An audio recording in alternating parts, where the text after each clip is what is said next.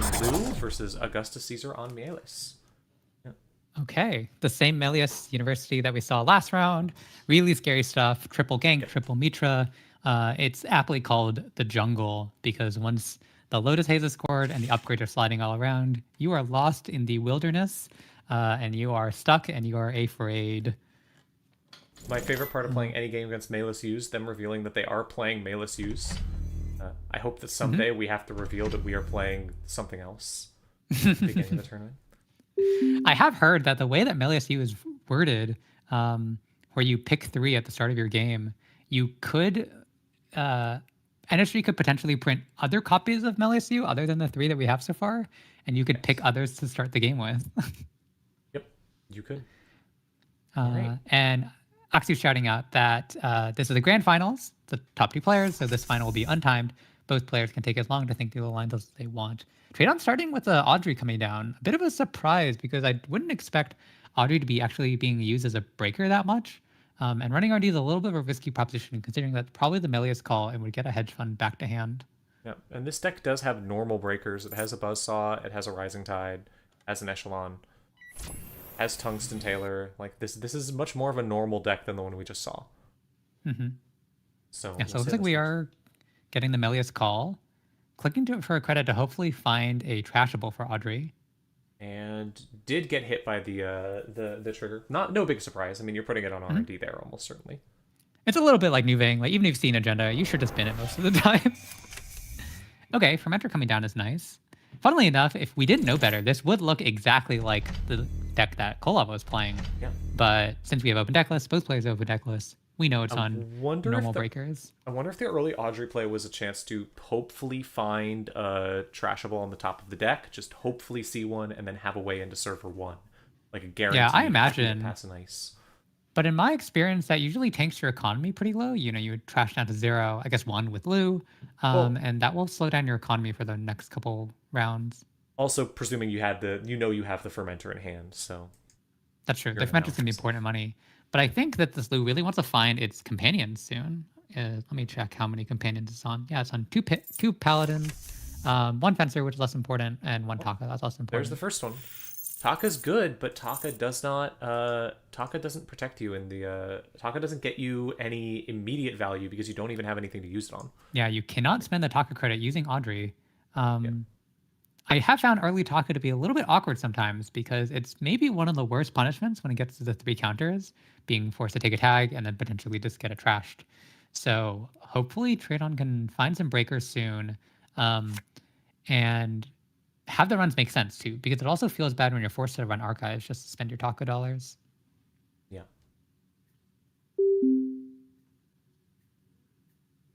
All right, just drawing. I guess these are getting really good in the money with a Regolith. You know, there's lots of tricky ways to get money. There's Mitra, there's Hansei, there's Charlotte, but sometimes a good old Regolith mining license is what you want. This is rough to see because the Caesar can sit back and just kind of let the cards go, make money, take it slow, but Tradon has been clicking the draw a lot, desperate to find things that might work. Gachapon will help a lot with that though. There we go. Notably, fully filled out a Regolith, up to 28 credits. You can now do anything you want.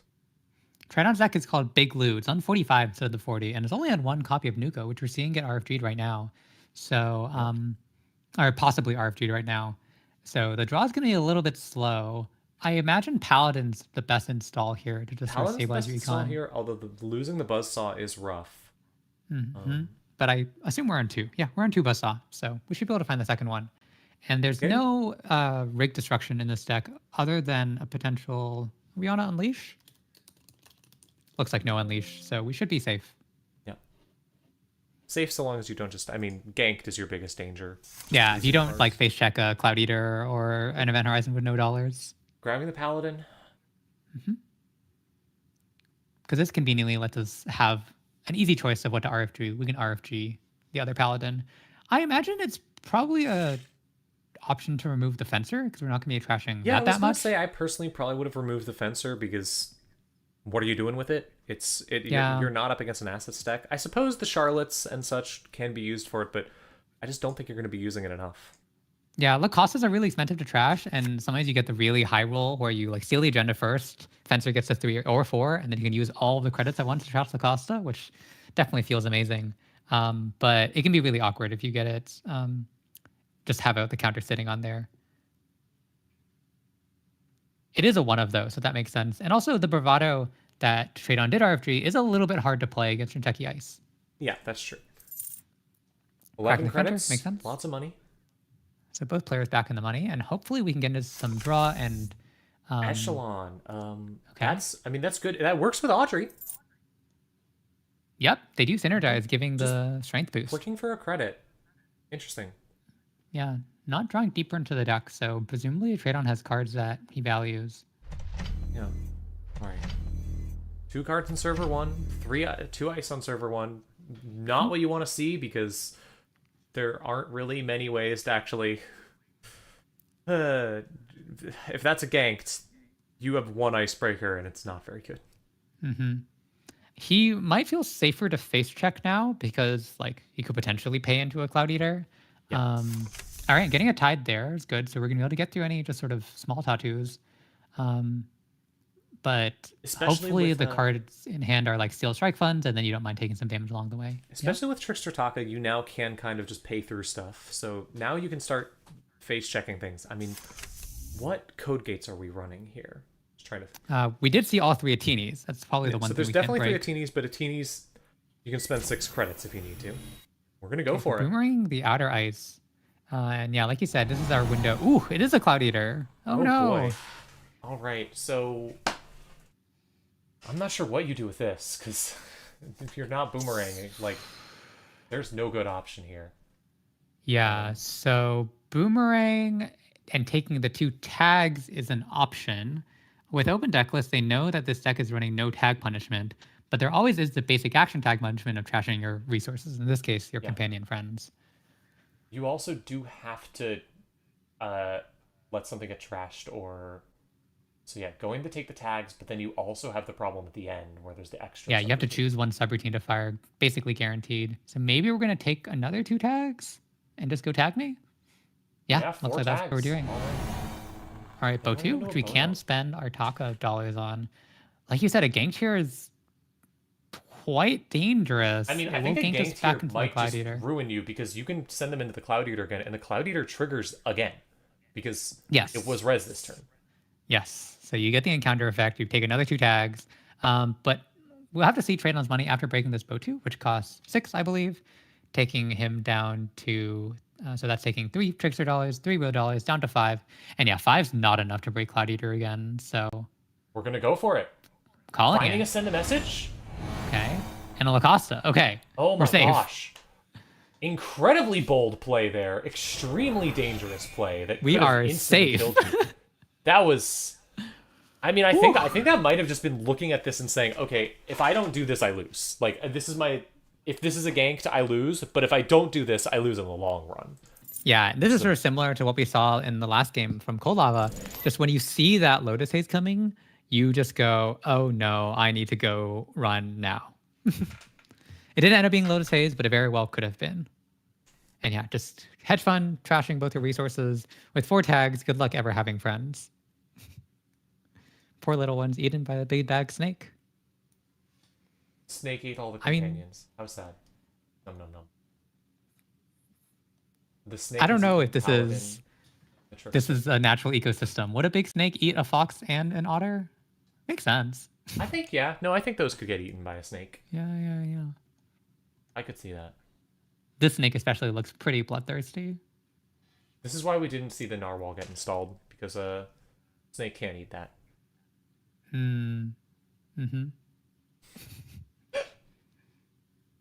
So losing the companion sucks, obviously, because that's really steady drip that Trade-On is going to rely on. He does have second copies of all the companions, so he could eventually get into them. But most importantly, his win con is the twinning, which is a resource. So he might be pressured. He might, just need to clear these tags if he's going to play his stack. You also have 3 daily casts, Yeah. which now you can't That play. Yeah. A lot of cards that are just kind of unplayable now. Yeah. I wonder if it would have been better for him to actually take some of that damage from the Cloud Eater and just say goodbye to the cards in hand. So tricky spot here, but Augustus Caesar's money isn't great either.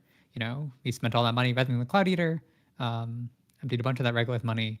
So he might have to wait for another Charlotte. But I mean, server one's also so secure. He could just install advanced agendas there.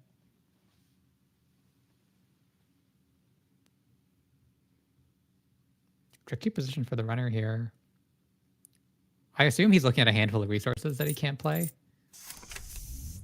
Okay, playing a badge, which can't get trashed because it's a hardware. Though I'm not sure how many badge counters we're going to get this game. Again, not that many trashables. It does let you potentially trashables. remove the tags. That is true. Yeah. And if we install Gourmand to just start running, we could start getting some good hits. Yeah. Don't have a ton of money for running, but you do have the Audrey, so that can get you through some stuff.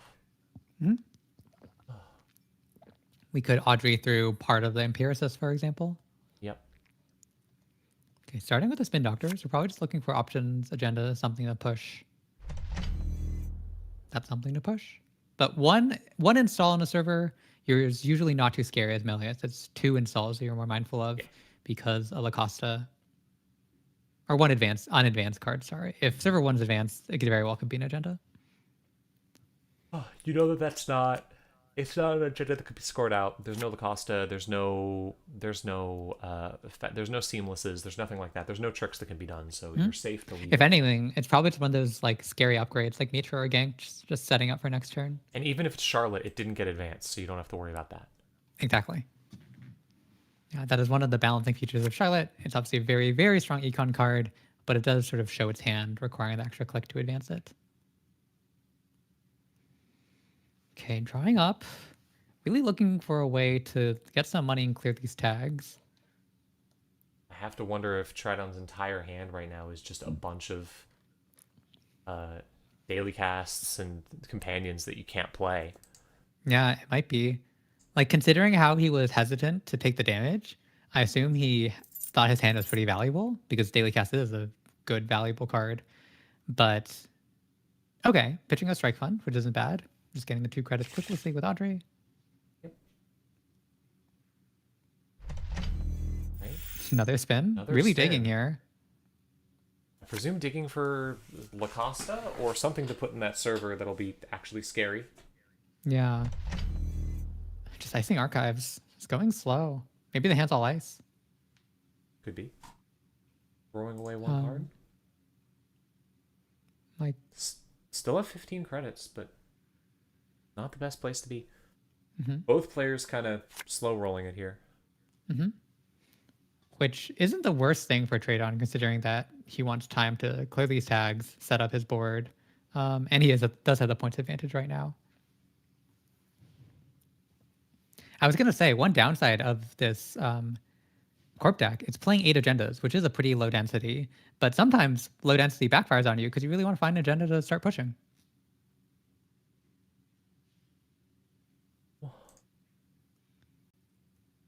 See where this goes.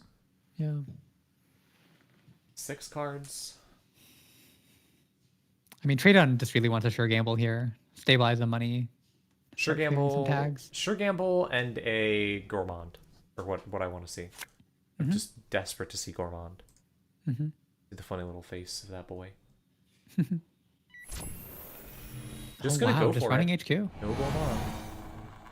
Another Bodo. Okay, so you can Rising Tide this for 7, which hurts a lot. It means you won't be able to trash anything. You could Audrey it, but Audrey means that you're going to have to take 2 net damage. Mm-hmm. You could also Audrey just to break the first subroutine, but there's a Sealskin, so maybe we're just happy losing cards. We're using that, although we'll see what we lose here. Trashing a Tide, that's good. So also, that gets the Tide stronger, so it's going to be cheaper next time you need to break. Yeah. Okay, and just taking the 2 damage along the way. We do have 7 cards, so we're probably discarding anyways. Oh, and there goes a Gourmand and a Boomerang. Oh. Oh, wow. Whoa, and calling HQ, too. Nice. That's really rough. Well, calling HQ, you could potentially return a Gank to hand. Oof, yeah. Just a Mitra, which we can However, trash. You can trash a Mitra on. That does put a counter back on Audrey and puts a counter on Solidarity Dash. So for 2 credits, you've trashed a card, gotten an Audrey counter, gotten a badge counter, which could clear your tag. So not the worst trade. Did lose the Gourmand of the Boomerang, which does that feels like it hurts. Yeah, and we do have 1 extra boomerang, so Yeah. we'll still be able to circulate 1. Is this deck running Ashen? Um, Does not look no, like it. looks like it's just on buffer drive. So we can do the infinite strike fund shuffle at the end of the game with buffer. But that's all. We're installing the fencer. Not sure why here. It could still very well be trash, but maybe that's just baiting Augustus Caesar to spend more of their money, which we see after resing that boat 2 has gone down to 9. Not nearly as We high are as it seeing was. one. We are seeing one of the strengths of Audrey, which is enabling you to face check, pressuring the corporation's credit total, while not having to actually spend money yourself. All right, but install advance and an upgrade, probably Charlotte, but could just be the Lotus Haze. Also, still threatening the ganked, which you cannot deal with. Yeah, I think Trade-On cannot run server 1 for a long, long time. Yeah, until you have a lot more money and probably another icebreaker to help get the echelon strength at least to 4. You cannot run that server. Yeah, but he doesn't have MU right now. The MU is completely filled up with the Audrey being 2, so he's really looking for that copy of Keiko as well. True. Or one of 2 copies of Keiko in this deck. Yeah. We haven't lost to Keiko yet, have we? No. No. We've taken a bunch of damage, but I can't say we've lost the most important cards. I think losing the Boomerang hurts, and obviously losing the companion, so that tag trashing was pretty painful. All the Lu decks are beginning to blur together in my mind. I can't keep them Yeah, separate. yeah. Oh, interesting. We use the badge to draw instead of clear the tag. So maybe Trade-On is just going to dig and accept that he's going tag me for the foreseeable future.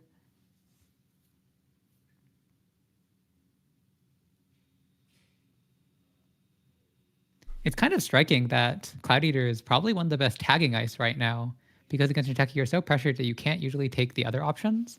And so Cloud Eater often just leaves players with 2 to 4 tags.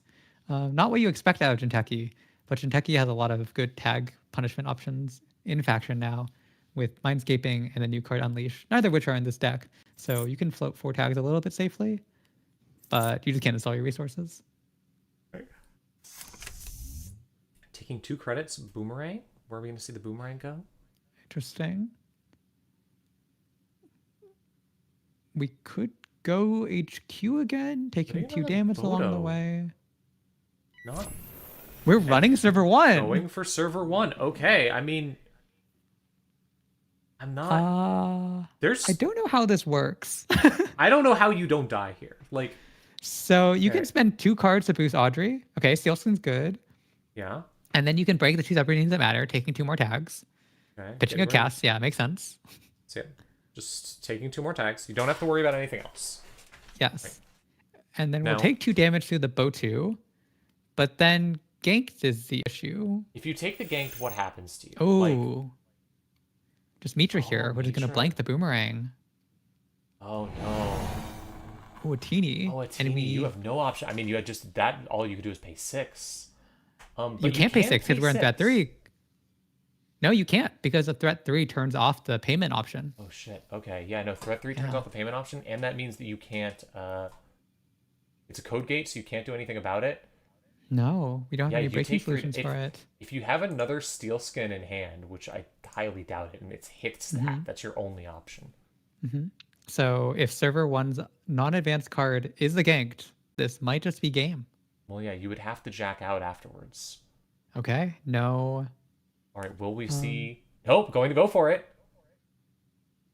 Wow, this is so dangerous. Reaches. No red. Lotus Lotus Haze. Haze?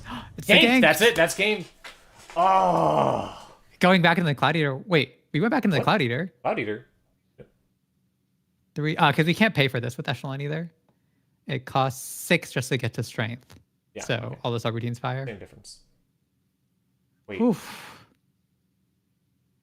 Wait a minute. No. No, you can. How? Fencer Fueno. Fencer's not going to help you boost? The run is successful at this point. Oh, you're right. Yeah. You did Wait. you realize that? Oh no. I I never realized Spencer had this interaction with ganks. I didn't either. That's, oh my gosh. I can't believe I realized that on...